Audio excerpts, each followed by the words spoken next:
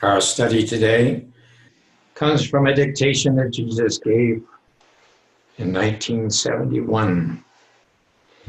The union of heart and mind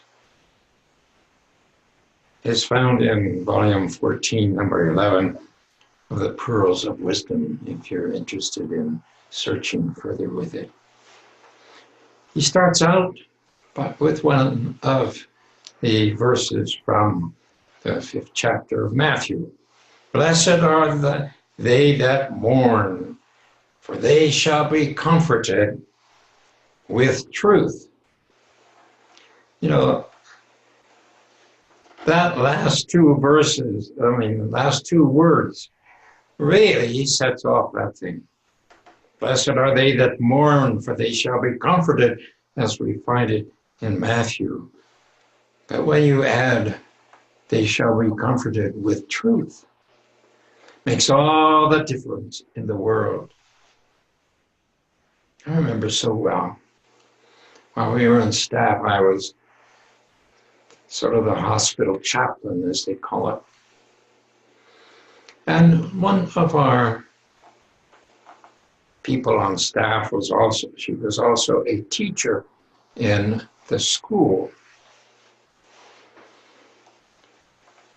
She had a problem, and when she came back from the doctor, she was not happy, for she had been told that she would have a fast moving, I think it was a cancer. She could not accept it. And I sat with her in my office for the first time. She was very upset, shedding a lot of tears, saying, I absolutely will not accept this. And I said, you know what? If you don't accept it, you will increase it. Why don't we accept whatever is and then call for it to be reduced and perhaps healed? Don't fight it. Rather relax and allow the master to totally take over. Well, that progressed pretty fast. It wasn't very long till she was in the hospital. And when I went to visit her, I said, well, how are we doing today? And she said, I'm scared to death. And I said, okay, let's talk about it. What's going to happen? I said, I can tell you, I can almost guarantee you, first of all, Mother Mary will come and express what is going to happen for you. And then Danilo will come. And he will also tell you what's ahead. And then when you finally make that transition, Danilo will be there and you'll take his arm. And you'll walk down the street. And you'll come into this room. And there they will show your whole life.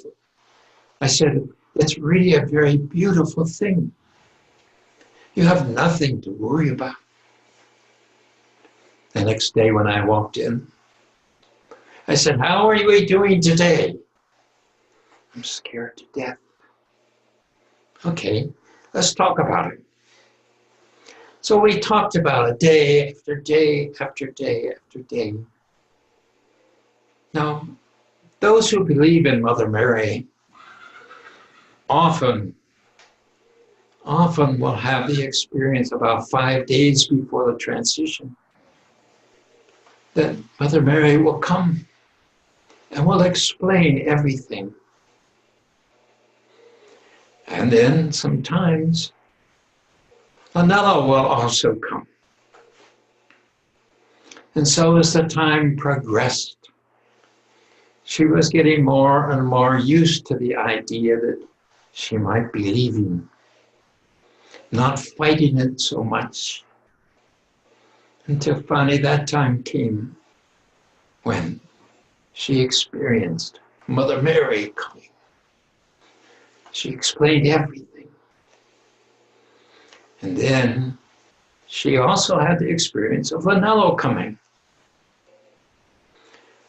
After that, no fear, no rejection, no problems at all. In fact, she was very outgoing. In fact, she asked her students to come. So they came as a class. And she shared with them what was going to happen. And she said, if you need me, just call me. I will be right there. It was so beautiful. And then during the night, one night, I was not at the moment there. I had gone home. But her two nieces, who were very much right with her, they called me and they said, "She gone. She left." He said, "You know, we saw her soul move out of her body. And what we both just shouted, 'Go for it, Annie! Go for it!'" It was a beautiful, beautiful thing. It was not something that we mourned at all. It was a most beautiful experience. Blessed are those that mourn, for they shall be comforted with truth. I think we need to get back to the original idea when Jesus was here. When they had a death, they would have a big party and they would dance. It was a great experience. But we have such a death thing in America that we don't even want to talk about death. But it's a beautiful thing. Blessed are they that mourn, for they shall be comforted with truth. What a subject to talk about on Memorial Day. So many people go through this area of death, and they don't know what to do with it because we have not had that experience to share with them.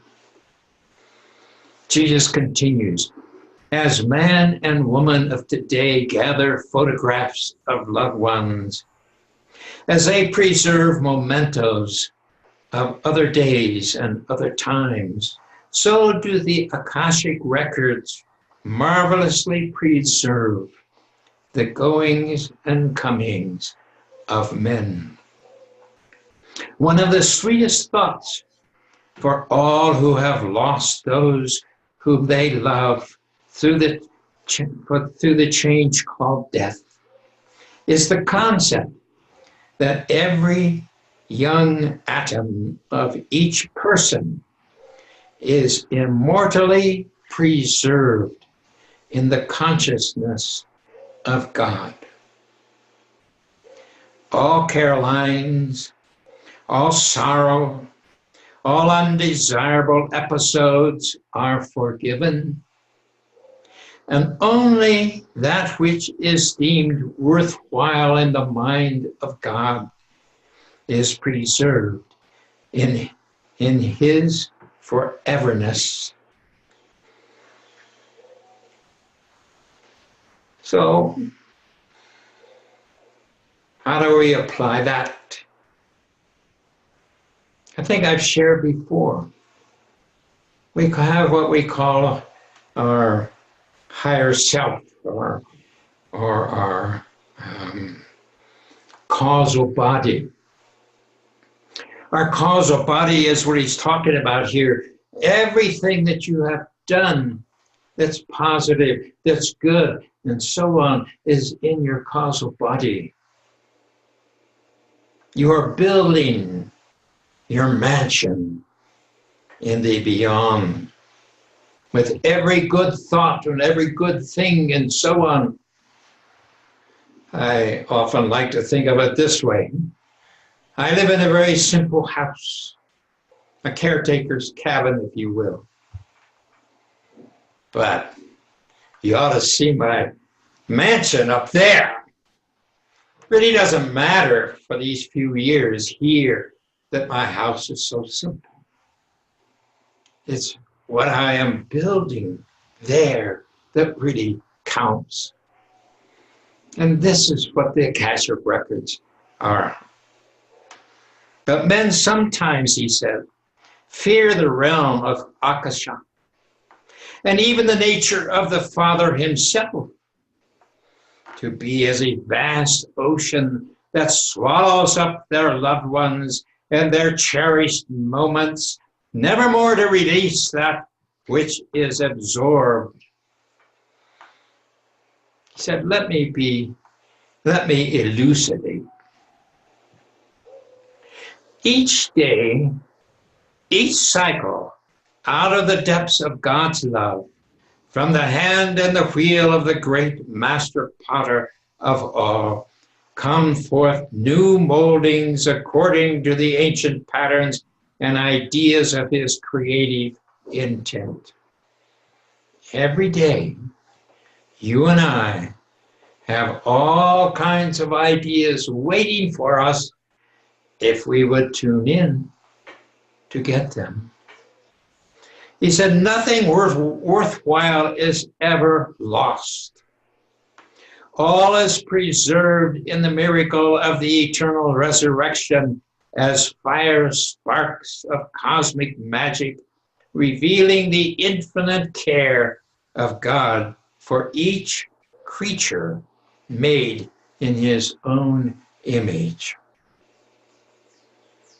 You and I, made in the image of God, we are God in manifestation if we are really manifesting his will. He said, and how the ritual of preservation, I should say, and how the ritual of preservation bespeaks his love, even in the beings of mere mortals. Even the factors of instinct, reaction, and response are preserved for a time, and that which man creates according to his sovereignty will be honored in the world of form for the duration of its cycle.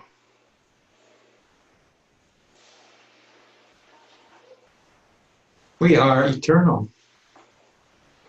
If we have not reached that point in consciousness, at least while we are alive, it is preserved and it can be reserved on. He said, until man learns to apply the higher laws that govern his being,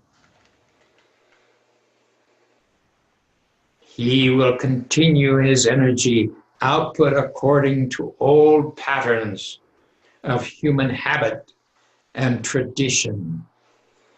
And we see this. Child comes in.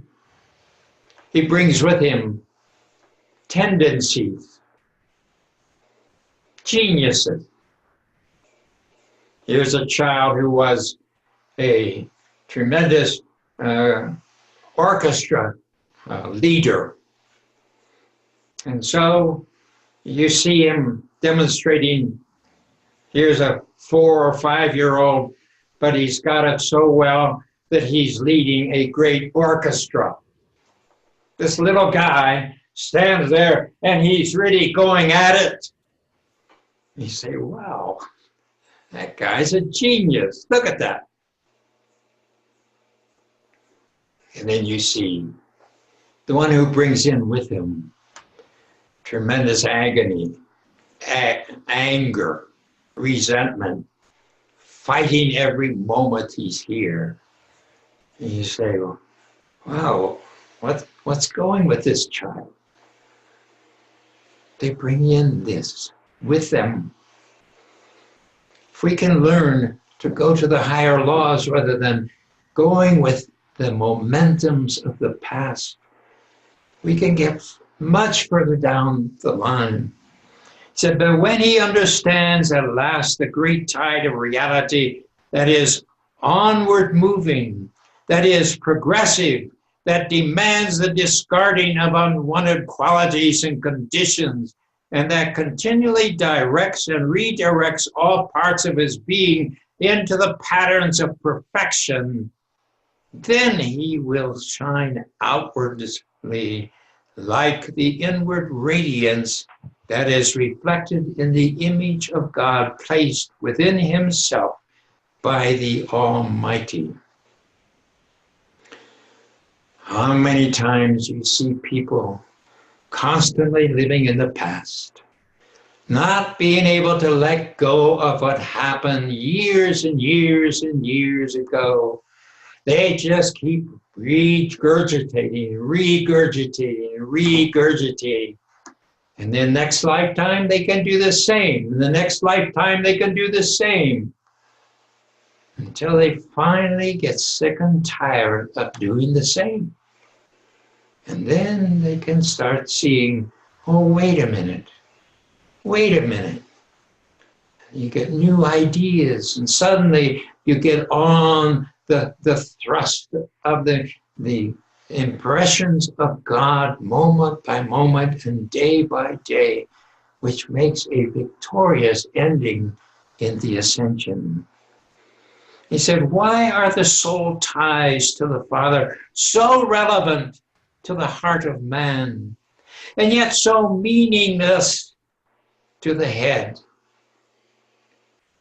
First, because the heart relates to love, and love relates to the universe known of the soul.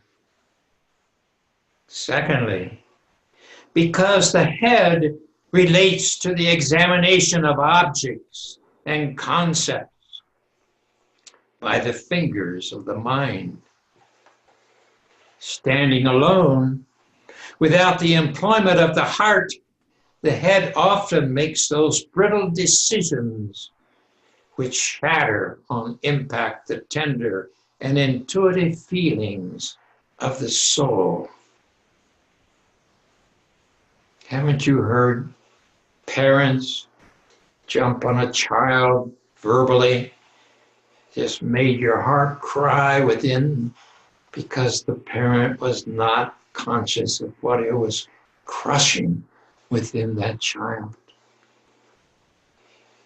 We have to begin to see what he's talking about. Stern, then, is a man's own life record, and self-judgment when shaped after mortal design. But when the natural faculties of the soul are allowed to breathe out the radiance of the light, the whole world of man can be an eternal resurrection of loveliness. Then the strength of his mind, tethered to the radiance of his heart's love, becomes a shining armor for the protection of the emerging Christ consciousness. Excuse me.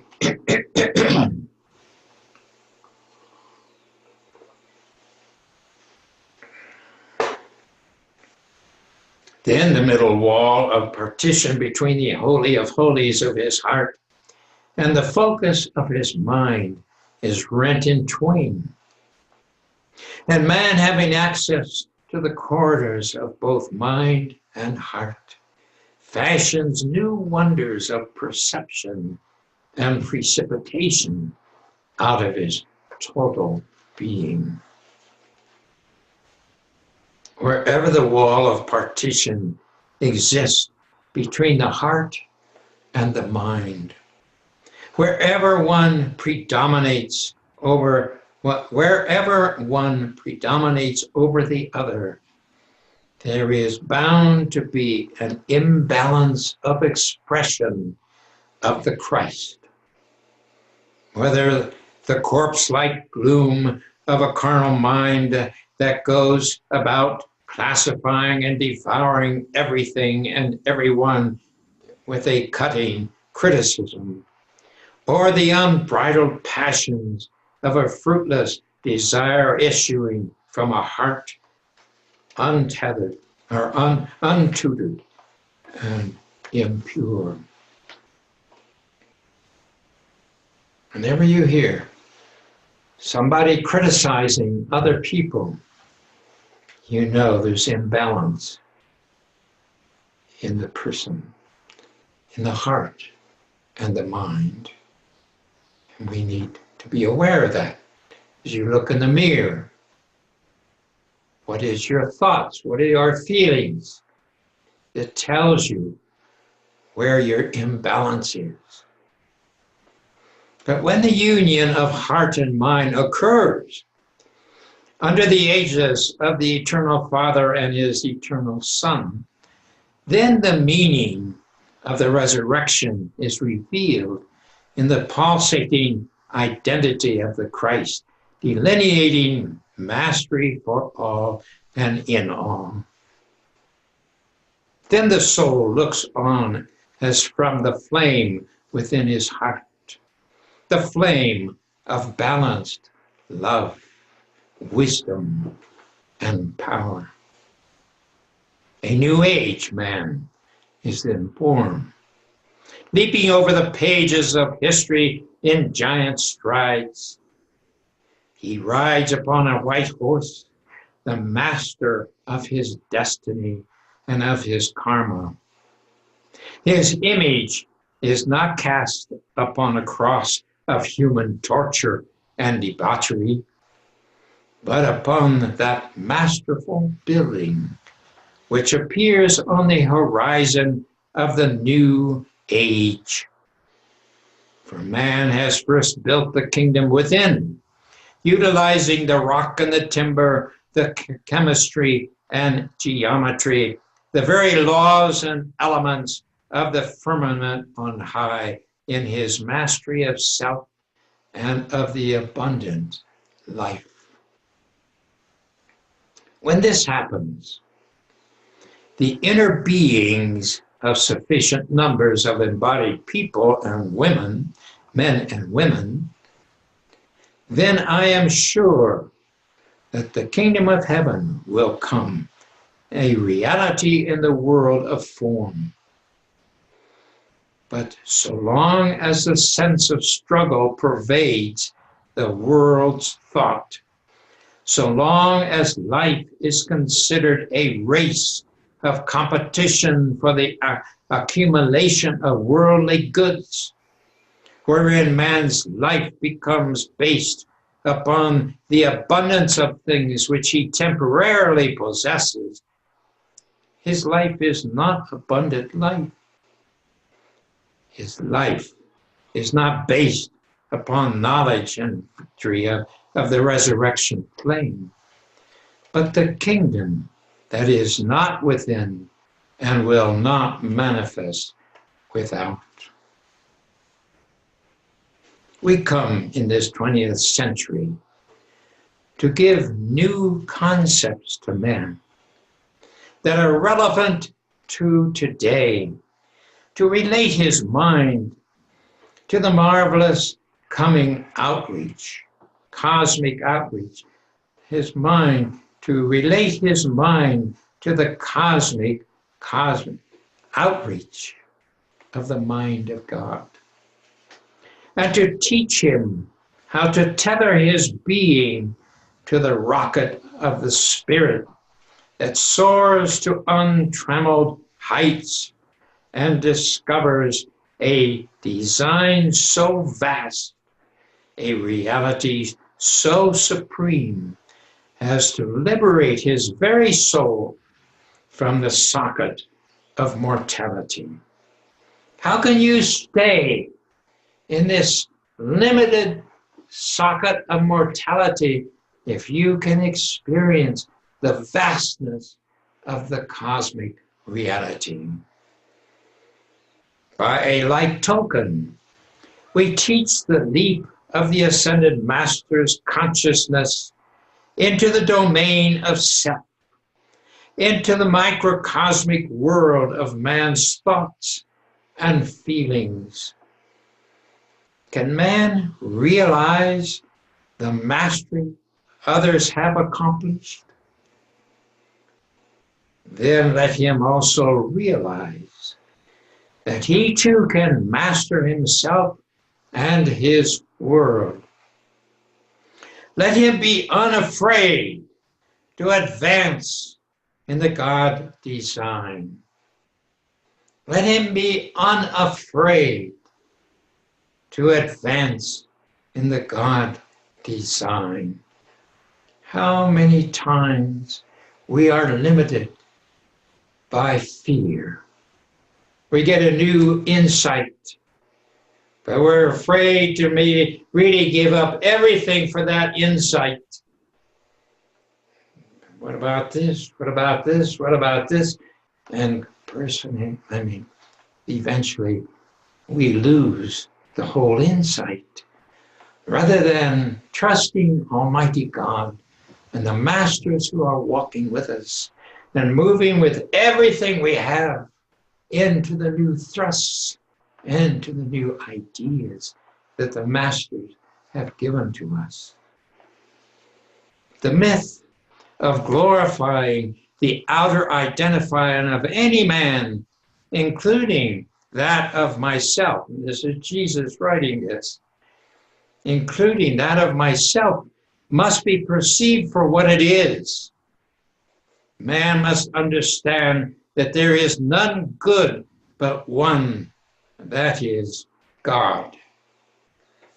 Therefore, why callest thou me or any man good, thus attributing to the transitory manifestation that which can only be a part of the permanent reality of God and man?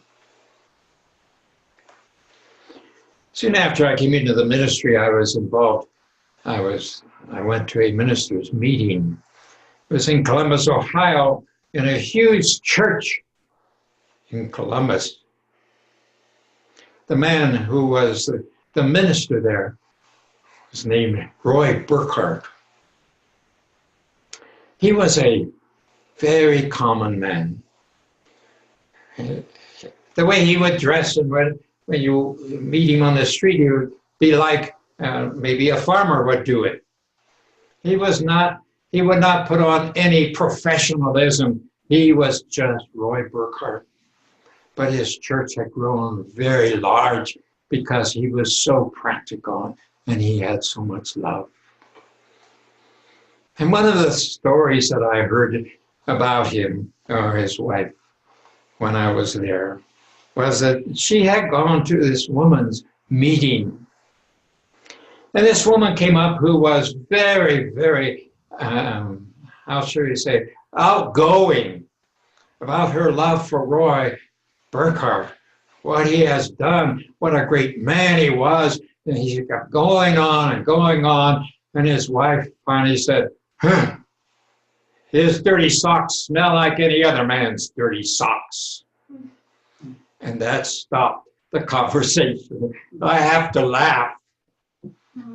Here was somebody trying to build this person way up, but his wife knew better.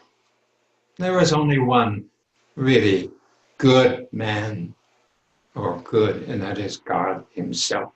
And as we become more and more of God, we become more and more of that manifestation.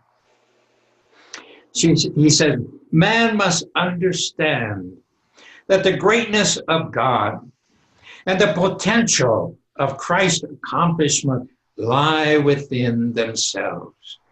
You can be that Christ.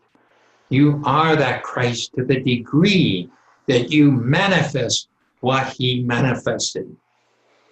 He said they must see how cleverly the lie was woven by those ancient traditionalists who, in denying to mankind their God-ordained right to manifest their divine inheritance, created and labored the fatal view that I, in the person of Jesus, am the only door to salvation.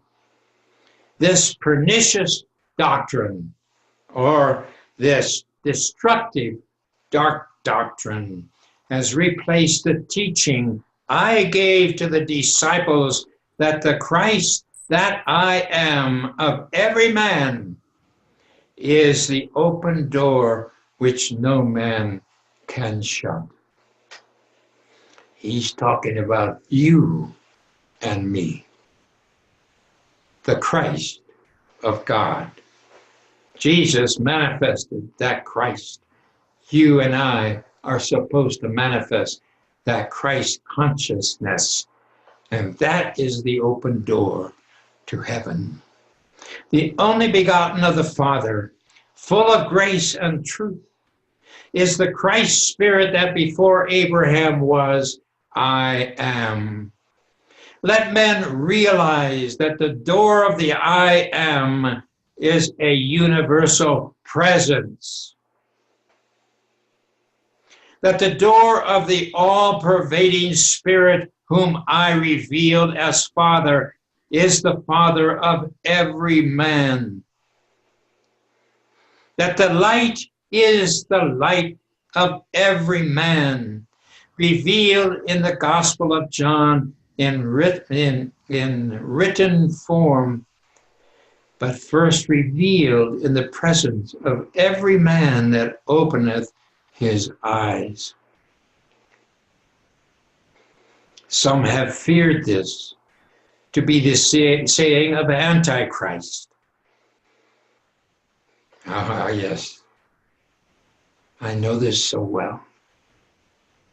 At first, when I heard people say, well, I am the manifestation of that Christ, my background would say to me, his ego is getting too much. He is trying to be the Christ, trying to be. But that's what he was saying. And out of my background, that was anathema. You don't pretend to be Jesus. And so, this is what he is saying. Some have feared this to be the saying of Antichrist. Let not your hearts be troubled, he says, but be comforted in the truth that I bring. I am the living Christ who dwelleth in you all, even as the Father dwelleth in me, and I in him. Those who confess that I am come in the flesh, that's those who confess that Jesus came in the flesh, must also confess that the Christ is come in them.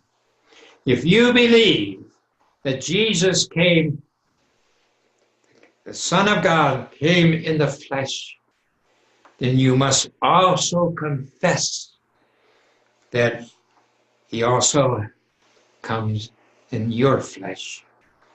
This is the meaning of the word made flesh. It is the power of the light that descendeth into the form of every child of God. Am I the Son of God? Then ye are also sons and daughters of the Most High. Do you testify that the Father sent his Son to be the Savior of the world? Then look within. For the Christ who overcomes the world lives also in you, one and all. This teaching I gave to beloved John, who clearly understood the relationship of the outer self to the divinity of the I Am presence. He saw and believed my admonishment to the disciples to do even greater works than I had done, because he knew the unlimited potential of the only begotten Son of the Christ of every man. Therefore did he write my testimony for the ages. And this he's quoting from the 3rd chapter of John, the first 2 verses. Behold, what manner of love the Father hath bestowed upon us, that we should be called the sons of God. Therefore the world knoweth us not, because it knew him not. Beloved, now are we the sons of God, and it doth not yet appear that what we should be, but we know that when he shall appear, we shall be like him, for we shall see him as he is. And every man that hath this hope in him purifieth himself, even as he is pure. The moment you become consciously aware that you are the manifestation of this Christ, is the moment you begin to think in terms of purifying that Christ. You cannot be consciously aware you are the Christ and still do all kinds of things out of hatred and unforgiveness, etc. You cannot be both sides. You either be consciously aware, I am the Christ, and therefore right away I bless, I heal, I work, I walk in the steps of Jesus of Nazareth. You know how it was used to be said. When man understood the nature of true being, they will perceive that God fashioned a new potential for every man in the earliest beginning of the creation, and endowed him with the authority of the Christ. Out of his fiery spirit, all pervading, all loving, he directed to all of his sons and daughters the eternal resurrection of body, mind, and spirit. In the light of this understanding, there can be no separation from any part of God. For the form, the body terrestrial, which comes from the realm of spirit, is perceived as manifesting for a little while upon the mirror of the appearance world, and then vanishing away to be reborn in more wondrous form, the body celestial, ultimately to become one with God himself. And thus God is perceived as advancing radiance of his creation, the transcendental crest of the wave of a glorious future, safe in the arms of eternal reality made clear. And if the fruit of mystery seems too difficult to perceive, then let the language of the heart and the mind of the universal Christ speak of new resurrection, of greater tomorrows. Let the divine comfort be administered to all who have ever been bereaved.